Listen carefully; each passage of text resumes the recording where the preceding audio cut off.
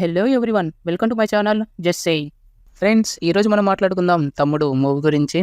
మన హీరో నితిన్కి పవన్ కళ్యాణ్ అంటే ఎంత ఇష్టమో మనందరికీ తెలిసిందే. అలాంటిది తన ఫేవరెట్ హీరో మూవీ టైటిల్ పెట్టుకున్నాడంటే స్క్రిప్ట్ మీద ఎంత కాన్ఫిడెంట్ ఉందో, ఈసారి పక్కా బ్లాక్ బస్టర్ కొట్టేస్తున్నాడు మన నితిన్ అనుకున్నా. ఈవెన్ దో మన నితిన్ వరుస ఫ్లాప్స్లో ఉన్నా సరే.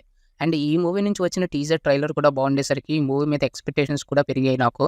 మరి ఫైనల్గా మూవీ అయితే రిలీజ్ అయింది. అండ్ నాకు మూవీ ఎలా ఉందంటే జస్ట్ యావరేజ్ అని చెప్తాను నేను. ఇంక ఈ మూవీ స్టోరీలోకి వెళ్తే ఇదేం కొత్త స్టోరీ కాదు, తరతరాల నుంచి వస్తున్న స్టోరీనే. జయ బ్రదర్ అండ్ సిస్టర్, ఒకళ్ళంటే ఒకరికి ప్రాణం. బట్ ఒక సిచ్యువేషన్ ఇద్దరిని విడదీస్తుంది. అండ్ యాజ్ యూజువల్ ఒక విలన్ ఉంటాడు. ఆ విలన్ వల్ల జయ వాళ్ళ అక్కకి లైఫ్ థ్రెట్ ఉంటుంది. మరి మన జయ వాళ్ళ అక్కని అండ్ వాళ్ళ ఫ్యామిలీని ఎలా కాపాడాడు, అసలు జయ వెనకాల విలన్ ఎందుకు పడుతున్నాడు అని తెలుసుకోవటమే ఈ మూవీ. మరి నాకేం నచ్చాయి ఈ మూవీలో అంటే యాక్టర్స్ పర్ఫార్మెన్స్. అందరూ చాలా బాగా చేశారు. ముఖ్యంగా నితిన్ గారు చాలా ఎఫర్ట్స్ పెట్టారు ఈ మూవీ కోసం. అది మనకి మూవీ చూసేటప్పుడు క్లియర్గా కనిపిస్తుంది. నాకు తెలిసి నితిన్ గారు లాస్ట్ హిట్ భీష్మ అనుకుంటా. దాని తర్వాత 7th మూవీ ఇది. అండ్ 7th ఫ్లాప్ మూవీ కూడా. కాన్సన్ట్రేషన్ చేయాలండి నితిన్ గారు స్క్రిప్ట్ సెలెక్షన్ మీద. నువ్వు కెరీర్ మీద ఫోకస్ పెట్టు. నువ్వు దయచేసి ఈ ప్రేమలు పెళ్ళిళ్ళు జోలికి పో మాకు ఇప్పుడప్పుడే. ఇంకా నితిన్ సిస్టర్ క్యారెక్టర్లో యాక్ట్ చేసిన లయ గారు కూడా చాలా బాగా చేశారు. అండ్ చాలా బాగా అనిపించింది తనని చాలా రోజుల తర్వాత స్క్రీన్ మీద చూడటం. అండ్ వర్ష గారు కూడా ఒక కీ రోల్లో చేశారు, హీరో ఫ్రెండ్ క్యారెక్టర్లో. తను కూడా చాలా బాగా చేశారు. అండ్ స్క్రీన్ మీద చాలా అందంగా కనిపించారు.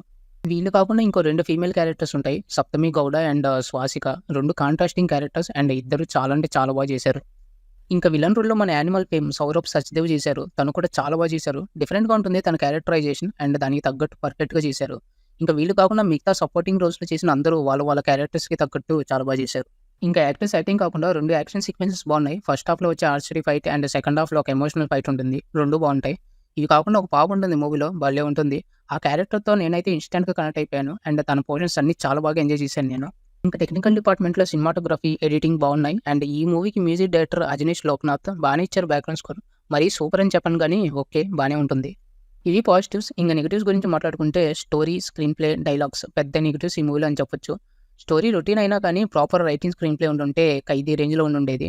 బట్ తిన్ story line, flat screen play వల్ల ఒక్క హై మూమెంట్ కూడా ఉండదు మూవీ మొత్తం మీద.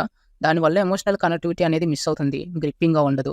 సో ఓవరాల్గా మనకి ఇంట్రెస్ట్ రాదనమాట ఎక్కడ. క్యారెక్టర్స్ ఇంట్రొడక్షన్ దాకా మూవీ బాగానే ఉంటుంది, కానీ తర్వాత జరిగే ప్రొసీడింగ్స్ అన్నీ చాలా రొటీన్గా, బోర్గా ఉంటాయి.